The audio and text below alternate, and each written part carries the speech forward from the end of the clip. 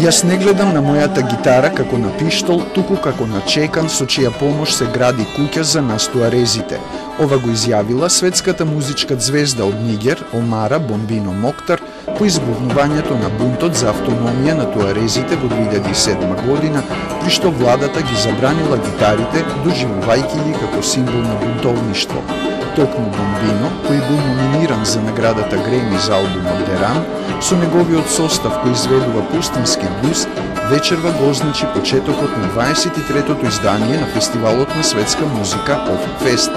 Пристигнувајќи во Скопје, каде ќе го представи материјалот од последниот албум Сайл, Бомбино зателма изјави дека нашата средина го потсетува на неговата земја, но и на Тунис и Либија.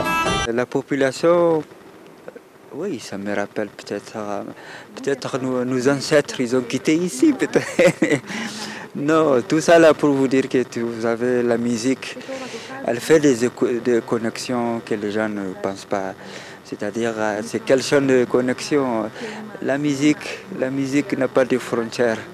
Avec la musique, on n'a pas besoin de visa. Avec la musique, on n'a pas besoin de vraiment connaître quelqu'un pour l'aimer. Parce que la musique, elle fait connexion des gens qui n'ont rien à voir. Quand vous regardez l'exemple, c'est mon groupe. Од 22 часот фестивалот продолжува со настап на афропсиходеличниот септет BCUC од Јужноафриканската република, а до 9 јуни, кога завршува Оффест, ќе бидат изведени уште 6 концерти.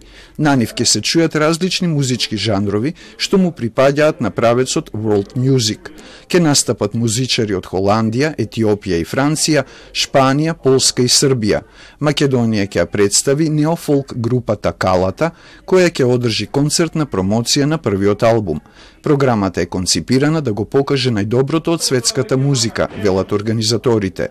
Концептот е секогаш јасен, да се избере најдоброто, да не речам елитата од светската музичка сцена, кога станува збор за музиката на светот, и да се направи еден пресек на она што е највредно, најрелевантно и најдобро. Оффест започна и ќе се одржи во Националната опера и балет и во Младинскиот културен центар.